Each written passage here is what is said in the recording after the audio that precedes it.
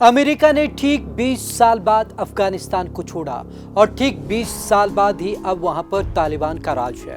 तालिबान यानी कि आतंकी संगठनों का एक समूह अब उसी की ही सरकार है। तो जाहिर तौर पर वहां पर जो चेहरे मंत्री के तौर पर उभर कर सामने आए हैं वो आतंकी लिस्ट में शामिल है।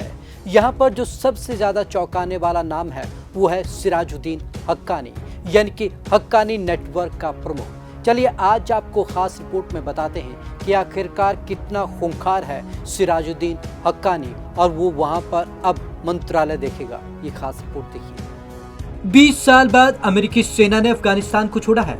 20 साल बाद ही एक बार फिर तालिबान ने हुकूमत का औपचारिक ऐलान कर दिया। तालिबान घोषित आतंकी संगठन है और जाहिर सी बात है कि उसकी सरकार में दहशतगर्दों को ही जगह मिलनी थी और मिली भी। एक नाम और उसका ओहदा या कहें पोर्टफोलियो अमेरिका और दुनिया को चौंका रहा है। ये नाम है सिराजुद्दीन हक्कानी। उसे तालिबान की इस्लामिक अमीरात सरकार में आंतरिक यूं कह ले कि गृह मंत्री बनाया गया है। वो कितना खूंखार आतंकी है इसका अंदाजा इसी बात से लगाया जा सकता है कि अमेरिका ने उस पर $50 लाख यानी कि करीब 37 करोड़ रुपए का इनाम घोषित कर रखा है। भारतीय दूतावास पर करवाया था हमला।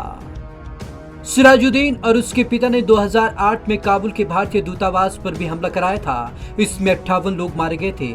2011 में अमेरिका के ज्वाइंट चीफ ऑफ स्टाफ रहे जनरल माइक मुलेन ने हक्कानी नेटवर्क को पाकिस्तान की खुफिया एजेंसी ISI का दायां हाथ और एजेंट बताया था। फिदाइन हमले इसके दिमाग की उपज। फिदाइन हमलों का इतिहास कई दशक पुराना है। माना जाता है कि श्रीलंका में सिविल वॉर के वक्त इनकी शुरुआत हुई थी, लेकिन अफगानिस्तान में फिदाइन या आत्मघाती हमले शुरू करने वाला हक्कानी नेटवर्क और खास तौर पर यही सिराजुद्दीन हक्कानी माना जाता है। अफगानिस्तान में इन हमलों में अब तक हजारों बेकसूर मारे जा चुके हैं। सिराजुद्दीन ने अफगानिस्तान के पूर्व राष्ट्रपति हामिद करजई की हत्या की साजिश भी इन्हीं हमलों के तहत रची थी। ये नाकाम रही। 2001 से हक्कानी नेटवर्क का सरगना है सिराजुद्दीन। कहा जाता है कि सिराजुद्दीन का बाप और हक्कानी नेटवर्क की स्थापना करने वाला जलालुद्दीन हक्कानी 2013 या 2015 के बीच मारा गया, लेकिन सिराजुद्दीन 2001 के बाद से ही हक्कानी नेटवर्क का सरगना बना हुआ है। सिराजुद्दीन पाकिस्तान के वजीरिस्तान में ही रहता है। हक्कानी नेटवर्क को जानना जरूरी। सिराजुद्दीन हक्कानी जिस हक्कानी नेटवर्क का सरगना है उस हक्कानी नेटवर्क को जानना भी बहुत जरूरी है। 1980 के आसपास सोवियत सेना ने अफगानिस्तान पर कब्जा कर लिया। अमेरिका ने इसे अपनी तौहीन समझा।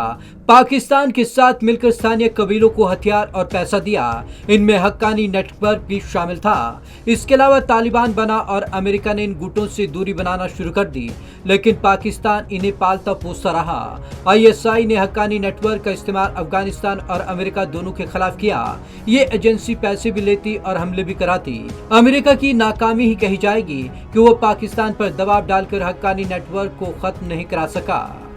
तालिबान और हक्कानी नेटवर्क कितने पास कितने दूर।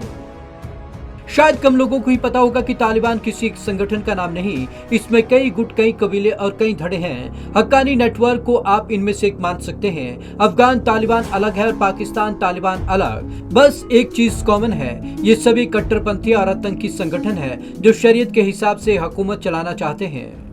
हक्कानी नेटवर्क का खूनी खेल। 2001 में सिराजुद्दीन हक्कानी नेटवर्क का चीफ बना और 2008 में उसने काबुल में भारतीय दूतावास पर हमला करवाया। इसमें 58 लोगों की मौत हो गई। 2012 में अमेरिका ने हक्कानी नेटवर्क को बैन किया।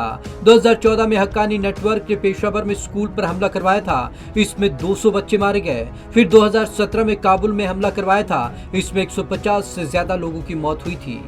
Bureau report, Punjab Kesari TV. Haqqani network का खूनी खेल लगातार चलता आया है। हक्कानी नेटवर्क वो नेटवर्क है जिसने फिदाइन हमलों की शुरुआत की। तो तमाम आपने हमारी डिटेल में देखा कि किस तरीके से अब तक बड़े हमलों को अंजाम दे चुका है हक्कानी नेटवर्क। अब सवाल ये उठता है, क्या वो एक देश चला पाएगा? ये यहाँ पर बड़ा सवाल है। तो आज की इस खास रिपोर्ट में बस इतना ही। विवेक शर्मा को दीजिए इजाजत। नमस्कार।